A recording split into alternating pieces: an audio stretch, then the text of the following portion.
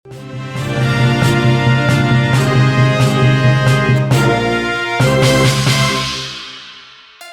warga Koalisi Masyarakat Madura bersatu demo di pintu masuk Suramadu, Sisi Madura.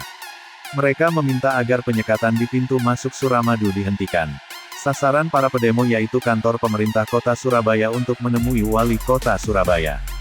Dengan mengendarai ratusan sepeda motor, para pedemo yang mengatasnamakan Koalisi Masyarakat Madura Bersatu ini orasi di Suramadu, Sisi Bangkalan, sebelum melanjutkan demo ke Surabaya. Menurut pedemo, penyekatan disertai tes antigen di pintu masuk menuju jembatan Suramadu, Sisi Madura, telah mengganggu aktivitas dan perekonomian masyarakat Madura. Dalam orasinya, perwakilan aksi menuntut agar Satgas Covid merubah cara penyekatan, bukan di Suramadu tetapi penyekatan terhadap mereka yang masuk tempat hiburan malam, mal dan tempat keramaian lain di Surabaya. Usai berorasi, ratusan warga ini menuju kantor wali kota Surabaya, untuk menuntut wali kota mengubah kebijakan penyekatan di Suramadu.